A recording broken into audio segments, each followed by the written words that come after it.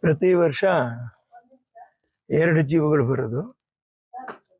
ಈಗ ಒಂದು ಜೀವ ಬಂದಿದೆ, ತಾಯಿ ಜೀವ ಇಲ್ಲ, ಮಗನ ಜೀವ ಉಳಿದಿದೆ.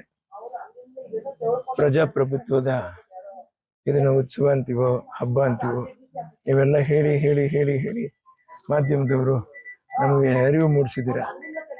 ಭವಿಷ್ಯದಲ್ಲೂ ಪ್ರತಿ ಚುನಾವಣೆಗೆ ಎಲ್ಲರೂ ನಾವು ಹುಮ್ಮಸ್ಸಿಂದ ಬಂದು ಓಟ್ ಹಾಕುವಂಥದ್ದು ನಮ್ಮ ಕರ್ತವ್ಯ. ಓಟ್ ಹಾಕ್ದಿರ ಹೋದಾಗ ಏನಾಗತ್ತೆ ಅನ್ನುವಂಥದ್ದು ಬೇರೆಯವ್ರಿಗೆ ನಮ್ಮ ಮನೆ ಒಳಗೆ ಜಾಗ ಮಾಡಿಕೊಟ್ಟಾಗತ್ತೆ.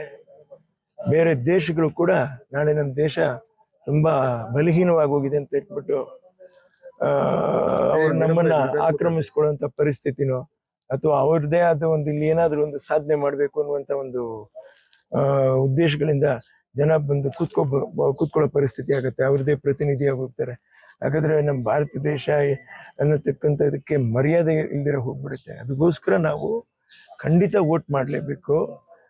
ಅವ್ರಿಗೋಸ್ಕರನೋ ಇವ್ರಿಗೋಸ್ಕರನೋ ನನಗೆ ಬೇಜಾರಾಗುತ್ತೋ ನನಗೆ ಸಂತೋಷ ಆಗುತ್ತೋ ಅನ್ನೋದ್ರ ಬದಲು ನಾನು ನನ್ನ ಅಸ್ತಿತ್ವ ಇಟ್ಕೊಂಡು ಈ ದೇಶದಲ್ಲಿ ಅದರಲ್ಲಿ ನಮ್ಮ ನಾಡಲ್ಲಿ ನಾನು ಉಳಿದಿದ್ದೀನಿ ಅಂತ ಹೇಳಿದ್ರೆ ನನ್ನದಾದ ಒಂದು ಇಚ್ಛೆಯಿಂದ ಒಬ್ಬ ನಾಯಕನ ನಾನು ಆಯ್ಕೆ ಮಾಡಿ ಅವನನ್ನ ಶ್ರೇಷ್ಠತೆಯಿಂದ ಅವನ್ನ ಉಳಿಸ್ಕೊಂಡ್ಬಿಟ್ಟು ನಾನು ಉಳಿದಿದ್ದೀನಿ, ಅವರನ್ನು ಉಳಿಸಿದ್ದೀನಿ ಅನ್ನುವಂಥ ಒಂದು ಅವಿನಾಭಾವ ಸಂಬಂಧ ಇದು. ವೋಟ್ ಅನ್ನುವಂಥದ್ದು, ಎಲೆಕ್ಷನ್ ಅನ್ನುವಂಥದ್ದು, ಇದನ್ನ ನಾವು ತುಂಬಾ ಗೌರವದಿಂದ ಮಾಡಿಬಿಟ್ಟು ಆಮೇಲೆ ನಮ್ಮ ಕೆಲಸ.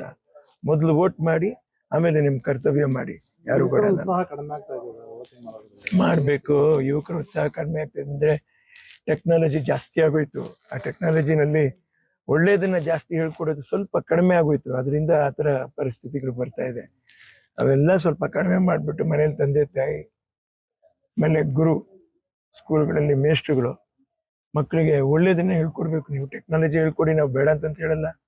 ಆದರೆ ಹಿರಿಯರಿಗೆ ಗೌರವ, ನಮ್ಮ ಸಂವಿಧಾನ ಏನು, ನಮ್ಮ ಸಂಸ್ಕಾರ ಏನು, ನಮ್ಮ ಸಂಸ್ಕೃತಿ ಏನು, ನಾವು ಹೇಗೆ ಬಾಳ್ಬೇಕು, ಹೇಗೆ ಮನುಷ್ಯರಾಗಿರ್ಬೇಕು ನಾವು, ಇದನ್ನೆಲ್ಲ ದಯವಿಟ್ಟು ಹೇಳ್ಕೊಡಿ.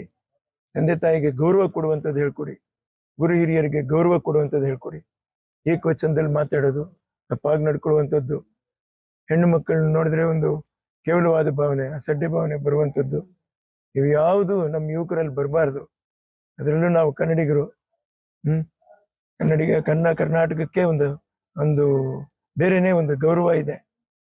ಆ ಗೌರವನ ನಾವು ಉಳಿಸಿ ನಮ್ಮ ತಲೆ ಎತ್ಕೊಂಡು ನಾವು ನಡೆಯುವಾಗ ಎಲ್ಲೇಂದ್ರೆ ನೋಡಪ್ಪ ನಮ್ಮ ಕನ್ನಡದವ್ರು ಹೇಗಿದ್ದಾರೆ ಅಂತ ಹೇಳ್ಬೇಕು. ಆ ಮಟ್ಟಕ್ಕೆ ನಾವು ನಡ್ಕೊಂಡ್ಬಿಟ್ರೆ ನಮ್ಮ ಜನ್ಮ ಸಾರ್ಥಕ.